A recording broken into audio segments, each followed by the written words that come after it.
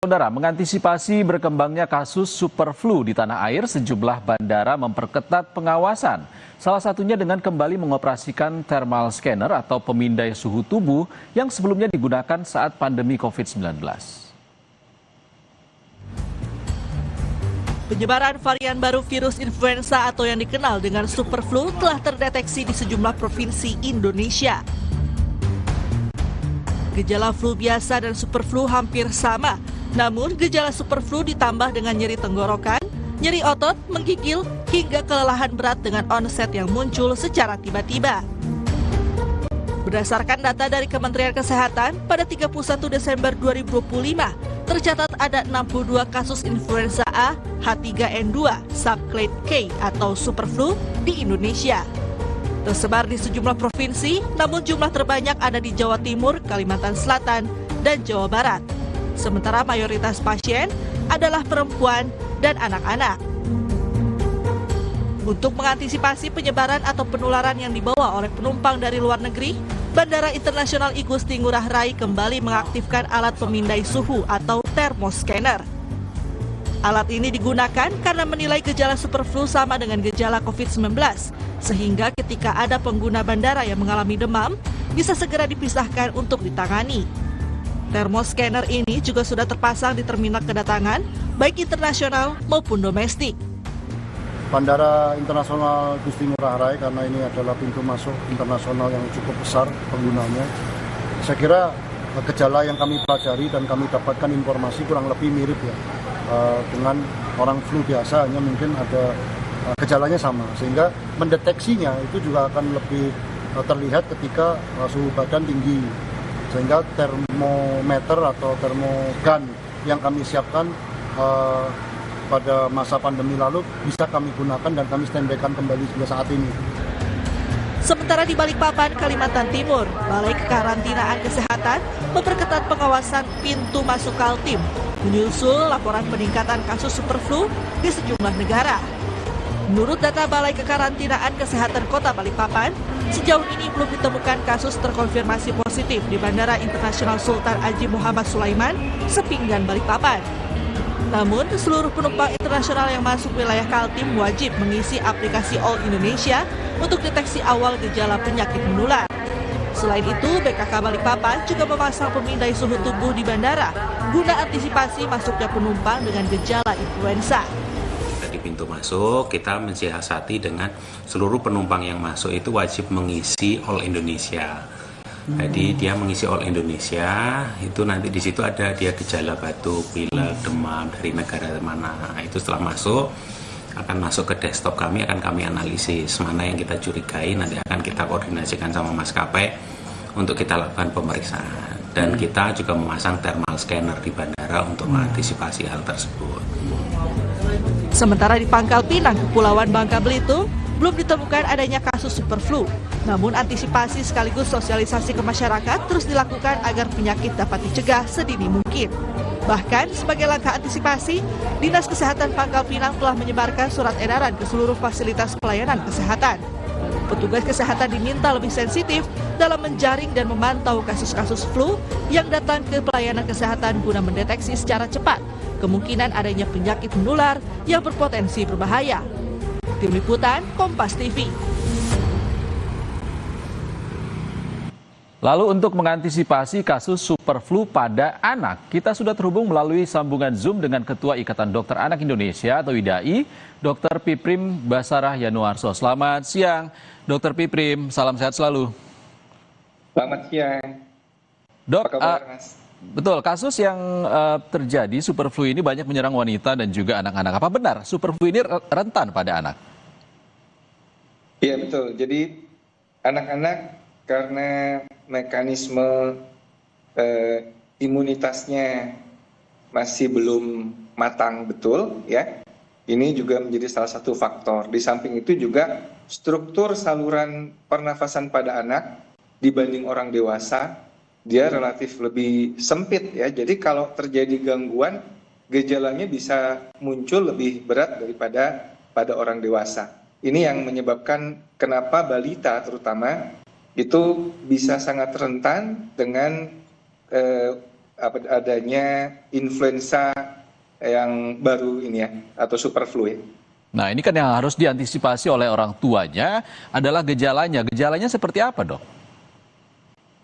Baik, kita seringkali keliru ya antara common cold atau selesma, batuk pilek biasa ya, yang memang ada pileknya, ada batuknya, juga kadang-kadang ada demam tapi tidak tinggi.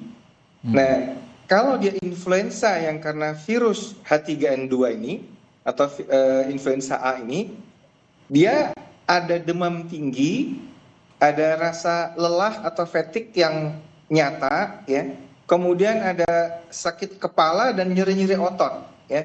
Dan ini sangat jarang pada common cold. Pada selesma ini jarang, tapi pada influenza yang beneran ini ada seperti itu. Jadi anak-anak itu kemudian cenderung untuk rebah, istirahat, tidak aktif. Sementara pada anak-anak dengan common cold biasanya dia masih pecicilan, lari sana lari sini ya. Nah, ini yang perlu kita waspadai. Terutama kalau ada tanda-tanda bahaya sebetulnya. Ya, misalkan anak jadi sesak, napasnya cepat, demamnya lebih dari 40 derajat, ya, ada kejang, ada biru pada mulutnya. Nah, ini gejala-gejala bahaya yang perlu segera dibawa ke rumah sakit apabila anak-anak mengalami itu.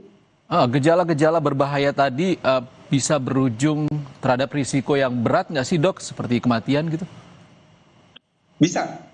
Jadi influenza terutama apabila mengenai pada anak dengan komorbid, gejalanya bisa berat ya, bisa terjadi hiperinflamasi ya, bisa terjadi badai sitokin, dan inilah yang perlu kita antisipasi karena anak-anak dengan komorbid ya, seperti anak dengan diabetes, anak dengan obesitas, anak dengan terapi kronik ya, penyakit jantung bawaan misalkan, itu daya tahannya memang sudah lemah. Kalau anak-anak obesitas memang sudah ada inflamasi yang kronik ya, derajat rendah, dan ketika ada serangan influenza seperti ini dia bisa bereaksi heboh sehingga terjadi hiperinflamasi dan mirip-mirip dengan COVID ya, yang terjadi badai sitokin itu. Kira-kira begitu. Oke, Dok, kalau tadi orang tua sudah tahu ini ada beda antara common flu biasa dengan flu yang super flu ini. Kalau sudah diketahui ketika anaknya terlihat sangat lelah, ini apa yang harus dilakukan sebenarnya? Baik, yang pertama-tama harus dilakukan istirahat ya. Jadi anak jangan boleh sekolah, jangan boleh aktif, jangan boleh olahraga atau pergi les dan sebagainya. Pertama-tama ketika anak mengalami gejala awal dari penyakit ini, dia harus istirahat, tidur yang banyak. Mengapa? Karena dengan tidur itu sistem imun kita fokus bekerja untuk menghalau virusnya, ya. Kalau dia aktif beraktivitas, apalagi disuruh olahraga, nah ini malah bikin replikasi virusnya tambah heboh. Satu, yang kedua, kita terapkan lagi isoman. Anak-anak ini 1 hari sebelum gejala muncul sampai 5 hari setelah gejala virusnya itu ada, dia menjadi sangat menular. Dan super flu ini salah satu yang berbeda adalah dia sangat menular dibanding flu sebelumnya, ya, dibanding flu yang biasa ya. Deklan ini transmisinya jauh lebih cepat menular. Oleh karena itu isoman ya, kita ingat pelajaran pada saat COVID ya. Jadi jangan disuruh berkumpul dengan teman-temannya. Anak-anak yang kena sakit ini suruh menerapkan PHBS. Kalau bersin atau batuk ditutup mulutnya ya. Kemudian cukupi cairan ya supaya dia tidak dehidrasi, dan nutrisi dengan protein yang tinggi supaya dia bisa mendapat asupan yang cukup ya. Hindarkan makanan-makanan yang mengandung gula tinggi atau makanan junk food. Karena ini nanti memicu inflamasinya lebih heboh. Ya. Jadi itu beberapa hal, dan tentu saja red flag tadi, kalau ada tanda-tanda bahaya, segera bawa anak itu ke dokter, jangan dibiarkan di rumah. Tapi beri kesempatan anak itu untuk istirahat sebaik-baiknya agar tubuhnya optimal untuk melawan serangan dari virus influenza ini. Oke, penularannya cukup mudah seperti COVID-19 begitu, Dr. Piprim. Lalu untuk mencegahnya, apa yang harus dilakukan? Imbus imun seperti apa yang harus diberikan kepada anak? Ya, ini ada imunisasi influenza ya yang IDAI merekomendasikan diberikan pada usia 6 bulan ke atas ya. Pertama kali diberikan 2 kali ya, kemudian diulang tiap tahun. Nah ini laporan yang efek dari imunisasi ini cukup efektif ya. Meskipun terhadap super flu ini, dia imunisasi itu cukup efektif untuk mencegah keparahan dari influenza ini ya. Kemudian tentu saja gaya hidup sehat ya. Anak-anak sekarang banyak sekali yang begadang ya, stres, tidurnya sampai larut malam. Nah, ini yang memang harus kita sadarkan mereka untuk tidur cukup setiap saat. Tidurnya memang cukup. Anak-anak itu biasanya bisa 8 jam sehari ya, mungkin yang lebih kecil 8 sampai 9 jam sehari itu harus cukup supaya imunitasnya optimal. Dan juga gaya hidup sehat ya, rajin berolahraga ya, nutrisinya juga mesti yang nutrisi sehat. Nah itu saya kira hal-hal yang penting. Dan terutama pada anak-anak dengan komorbid, ini harus kita lindungi juga dengan imunisasi. Ya, karena anak-anak komorbid biasanya kalau kena dengan influenza ini, dia gejalanya bisa lebih parah daripada anak-anak sehat yang tanpa komorbid.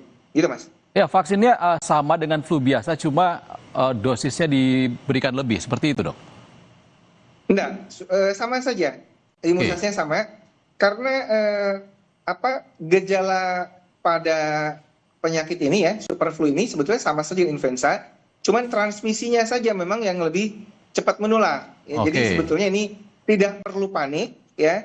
Ya, kita tidak perlu panik dengan isu super flu ini. Kita tetap waspada, berikan anak-anak imunisasi, terapkan PHBS. Kita sudah ada pengalaman dengan pandemi COVID kemarin, itu sangat berharga untuk menghadapi berkembangnya penyakit virus seperti ini. Baik, terima kasih. Tidak perlu panik. Terima kasih Dr. Piprim Basarah Yanuarso, Ketua Ikatan Dokter Anak Indonesia, sudah berbagi informasi bersama kami di Sapa Indonesia Siang. Terima kasih dok.